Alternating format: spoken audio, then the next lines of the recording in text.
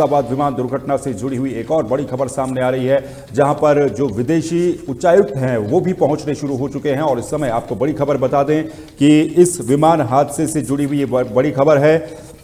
खबर ये कि ब्रिटिश उच्चायोग के अधिकारी एयरपोर्ट पहुंचे हैं, जहां पर ये दुर्घटना हुई थी उस एयरपोर्ट पर ब्रिटिश उच्चायोग के अधिकारी पहुंचे हैं। इसके अलावा विमान में, क्योंकि ब्रिटेन के 53 नागरिक सवार थे, ये 53 नागरिक ब्रिटेन के सवार थे, तो इसलिए इस घटना को लेकर के ब्रिटिश सरकार भी चिंतित है। उन्होंने भी चिंता जाहिर की है, इस घटना के ऊपर दुख जताया है और ब्रिटिश उच्चायोग के अधिकारी एयरपोर्ट पर पहुंचे हैं। जिस एयरपोर्ट से ये विमान उड़ा था वहां पर ये अब ब्रिटिश उच्चायोग के अधिकारी पहुंचे हैं, क्योंकि ये जो हादसा हुआ था, इस हादसे में 242 पैसेंजर्स इस प्लेन में सवार थे, जिसमें से 241 की मौत हो गई और लगभग जो सभी 53 ब्रिटिश नागरिक थे उनकी जान भी इस हादसे में चली गई। जिसके बाद ब्रिटिश सरकार भी चिंतित है। जिन जिन देशों के नागरिक इस विमान में सवार थे वहां से भी चिंताएं अब लगातार सामने आ रही हैं और अब वो भी जानकारी जुटा रहे हैं। घटनास्थल पर पहुंचने का सिलसिला जारी है। तो ब्रिटिश उच्चायोग के अधिकारी इस समय एयरपोर्ट पर पहुंचे हैं, जहां पर आकर के वो ब्रीफिंग एक तरीके से लेंगे, क्या क्या हुआ है, किस तरीके से हुआ है। इन तमाम घटनाक्रम पर जो ब्रिटिश उच्चायोग है उसकी भी नजर है और इस घटना को लेकर के ब्रिटिश सरकार भी इस समय चिंतित नजर आ रही है। तो ब्रिटिश उच्चायोग के अधिकारी एयरपोर्ट पर पहुंचे हैं। अहमदाबाद प्लेन हादसे से जुड़ी हुई ये महत्वपूर्ण और बड़ी खबर इस समय आपको बता रहे हैं। जो सबसे बड़ा विमान हादसा हुआ है इसको लेकर के खबर है, जहां पर ब्रिटिश उच्चायोग के अधिकारी भी अब पहुंचे हैं और इस घटना से वो भी चिंतित नजर आ रहे हैं।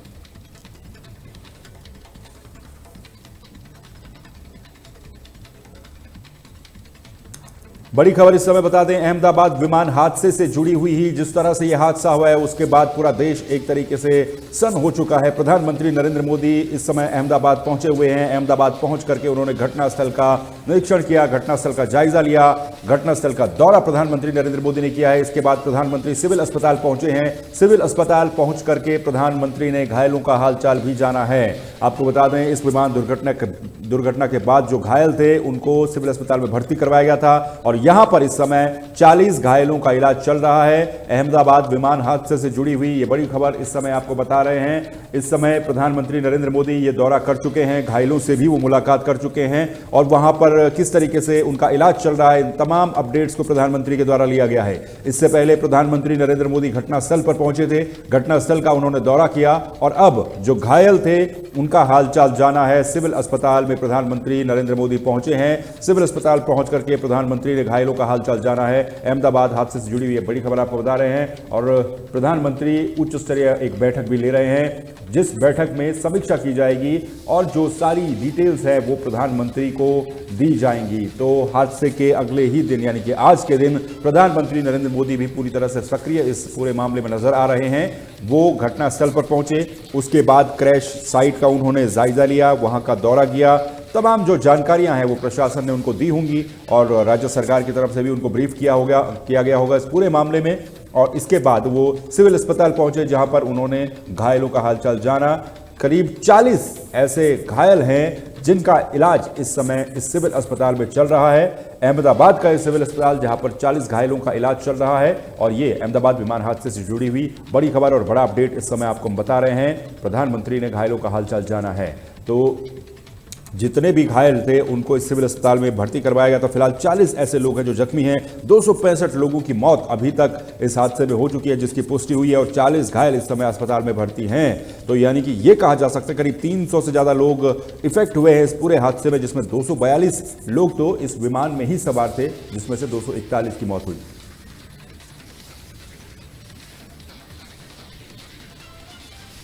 अहमदाबाद हादसे से जुड़ी हुई ही एक और बड़ी खबर और एक और बड़ा अपडेट सामने आ रहा है, जहां पर क्रैश साइट है वहां पर लोगों की आवाजाही को पूरी तरह से आज प्रतिबंधित कर दिया गया है और इसी के साथ ही वहां पर एनडीआरएफ की टीमें तैनात हैं। जो जांच टीमें हैं वो अपनी अपनी तरफ से जांच कर रही हैं, ब्लैक बॉक्स की भी जांच कर रही हैं। कल देर रात कोई जो रेस्क्यू ऑपरेशन था ये खत्म हो गया था और क्रैश साइट पर फिलहाल लोगों की आवाजाही को लेकर के रोक लगाई गई है।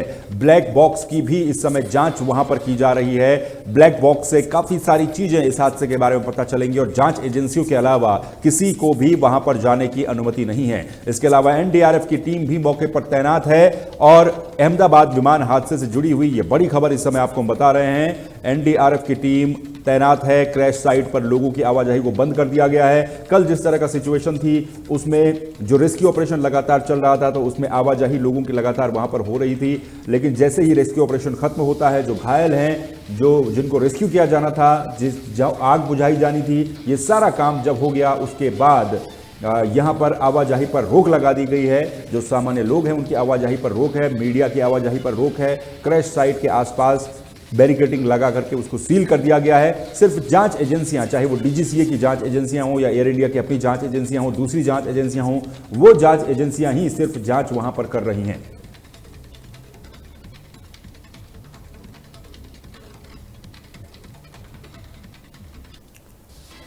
और इजराइल ईरान कॉन्फ्लिक्ट से जुड़ी हुई एक और बड़ी खबर सामने आ रही है। इजराइल लगातार ईरान पर हमले कर रहा है। फिर से इजराइल ने ईरान पर हमले शुरू कर दिए हैं और केमरानशाह में एक बार फिर से धमाके की आवाज सुनाई दी गई है। ईरान के कई वरिष्ठ नेताओं की मौत की आशंका भी जताई जा रही है। इजरायली हमले में हुसैन सलमानी की मौत की खबर भी सामने आ रही है और इजरायली हमले में ईरान को बड़ा नुकसान हुआ है, ये जानकारियां भी सामने आ रही हैं। लगातार इजराइल ईरान के ऊपर हमले कर रहा है, जिससे मिडिल ईस्ट में तनाव की खबरें एक बार फिर से सुर्खियों में हैं और फिलहाल धमाकों की आवाज केरमानशाह में सुनाई देने को मिली है। और यह भी कहा जा रहा है कि हो सकता है कि ईरान के कई वरिष्ठ नेता या फिर ऑफिशियल्स, टॉप ऑफिशियल्स जो हैं, उनकी मौत इन इजरायली हमलों में हो गई हो। तो फिलहाल ईरान में इजरायली हमलों से बड़े नुकसान की खबर है। उनके न्यूक्लियर साइट्स को, मिलिट्री इंस्टॉलेशंस को इजराइल के द्वारा निशाना बनाया जा रहा है और इसी सिलसिले में कुछ उनके वरिष्ठ जो नेता हैं उनकी भी मौत की खबर सामने आ रही है और ये आशंका फिलहाल सूत्रों के हवाले से जताई जा रही है। लेकिन हुसैन सलमानी की भी मौत इस इजरायली हमले में हुई है। तो इजराइल ईरान के बीच एक बार फिर से तनाव बढ़ चुका है और इस तनाव का सीधा असर पूरे मिडिल ईस्ट और पूरी इंटरनेशनल कम्युनिटी के ऊपर देखने को मिलेगा। लेकिन फिलहाल इजराइल ने एक बार फिर से अपने हमले ईरान के ऊपर शुरू कर दिए हैं और इन हमलों में बहुत एक बड़े नुकसान की आशंका जताई जा रही है जो ईरान को हुआ होगा। इसके अलावा उनके जो कई वरिष्ठ नेता हैं, जो टॉप ऑफिशियल्स हैं, उनके डिफेंस से जुड़े हुए जो अधिकारी हैं, उनकी मौत की आशंका भी फिलहाल जताई जा रही है।